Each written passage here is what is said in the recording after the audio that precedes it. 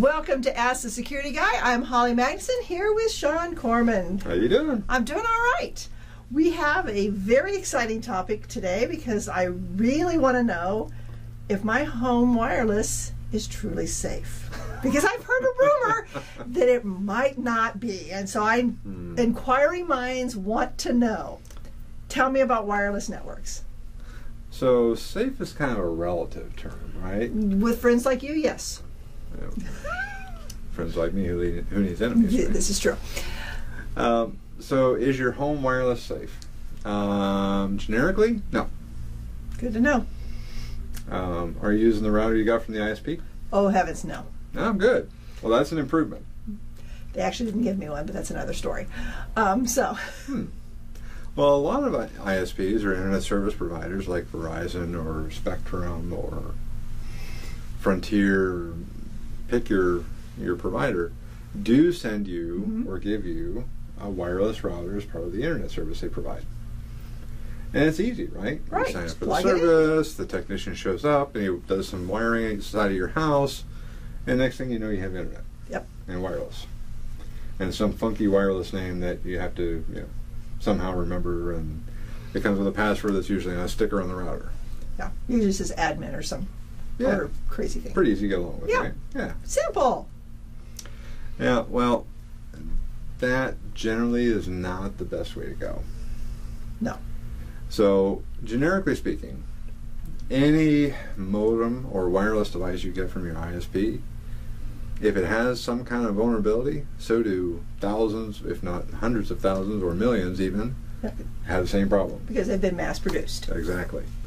And they're mass produced with pre-configured settings that are pretty easy to figure out. Yeah. It only takes you only have to buy one. Only have to buy one, and you get access to most of their customer base. Or just Google it. That's easy too. And there's even a specific website out there for searching for specific vulnerabilities.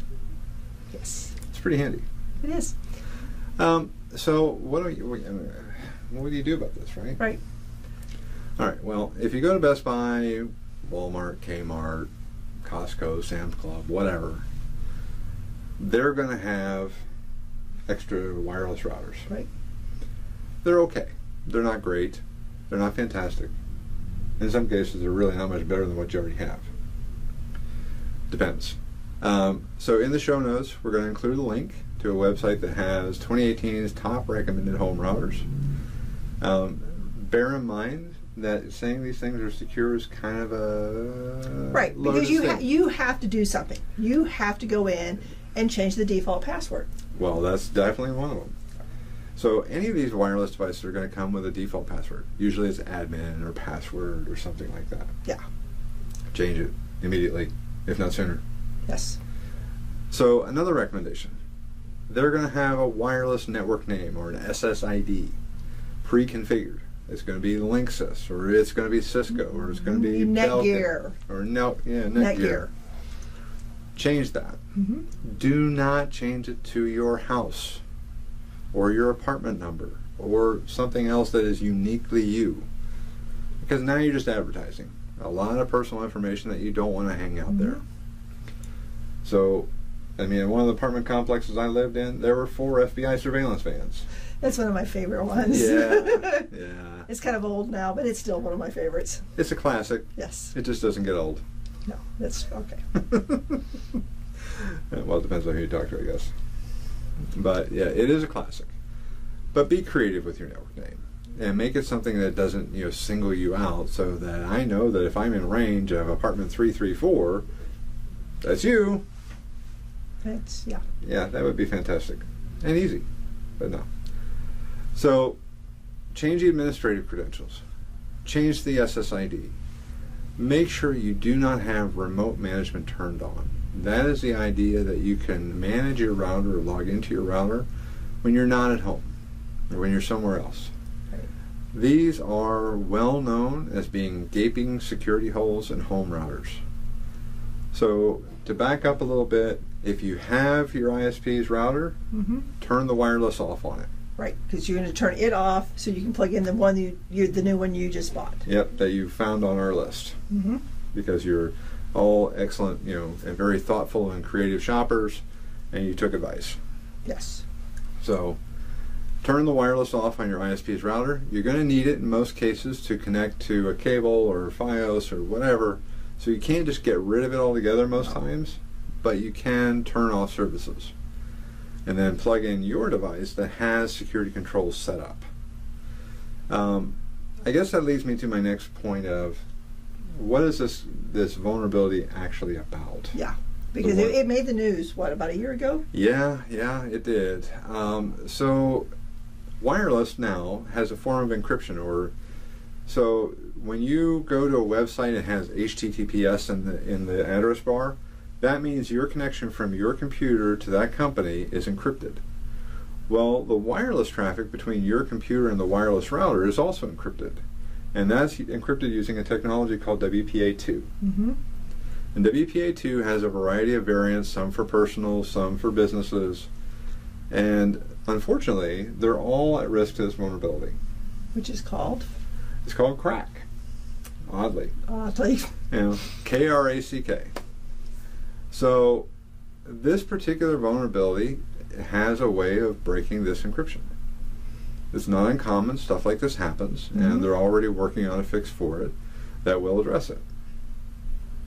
Here at APU, we already have other controls in place that protect the university and its business and our students, our faculty, and our staff. So that's less of a concern. However, at home, one of the first things that pops up is I've got this little home router that I bought for less than $100. How secure is that? Well, generically, like I said earlier, not very. Right. And it's not going to have access in many cases to whatever they're patching, because some of the vendors may not even be releasing patches for older home routers. It happens. So what do you do? Well, a couple things to bear in mind. As a home user, typically you're not going to be the first target for somebody who's trying to use this exploit or vulnerability. They're largely aimed at big businesses so that they can get in and get something valuable, a significant monetary value. Right. It's all about the money. It's all about money. And I have none, so I'm reasonably safe. Well, your identity's worth something. Yeah. About $5. That's another class. That's another class. So have good practices, right? You're going to have a different network ID. You're going to set a good, strong passphrase for your encryption key for your WPA. You're going to use a guest network for visitors or for even Internet of Things type devices like your IP camera or your baby monitor or other stuff like that. Setting up a guest network partitions off your computers and your iPads and your peripheral devices that have your data from devices that may be risky in your home. So think about that, because a lot of us have them now. And they're innocuous. They have almost no security controls built in, but they provide some kind of convenience. Yes. And then, so the last piece is a lot of routers now offer cloud-based management. So you log into, say, linksys.com, and you can sign into your router from there. Well, that creates a back channel back to your router and is essentially remote administration. Turn it off. Yeah. You do not ever want, if you can access your router remotely, so can I. Yeah. And put it that way. We wouldn't want that. Well, it is entertaining. So that's the easy stuff, right? Most routers on the back have instructions for how to do this. They're pretty good. They're pretty simple. And the documentation that they now even provide, their little sheets, are they've got the pictures. They make it very, very simple to set up. It is pretty straightforward now. It's a lot better than it used to be. Yes. So on the harder side, if you're really into this stuff and you're really looking forward to get into it, install new firmware in your router whenever it's available. Keep up to date. Most of these routers have an auto update function, but you can also go out and do it yourself if you're so inclined. Set up yourself to use 5 gigahertz. It's a shorter band. It reaches less physical distance out. So wireless signal goes out like a ball from the router. So 2.4 reaches a lot further than 5 gigahertz does. Yeah. And so that works, especially in like an apartment setting or even a residential setting where your neighbors are right next to you, which a lot of people are here in Southern California. Right. Not many of us have acres and acres and acres of land. So, and then again, disable the remote administration. Yeah. And then if you're really getting into this stuff and you're really thinking hard about how do I secure all my stuff, invest in a private VPN. Right. Here's a couple that you recommend. Yeah, so Proton has one, ProXPN is another one, and there's some good free ones out there. Cloak My IP is another one. And what they do is they protect the traffic from your computer across any wireless network to their server, wherever that is, somewhere in the world. And then it goes out onto the internet. So I use things like that for when I'm traveling, for hotel networks, or for conference halls, or those kinds of things. Starbucks. Oh yeah, I don't trust Starbucks at all. And so it protects your connection from those kinds of things. It's a little harder to get into. You can also get into disabling services. Some routers have services enabled like Ping or Telnet or SSH. Turn them off. You generally aren't going to need them anyway. And if you're doing something special, use non-standard ports.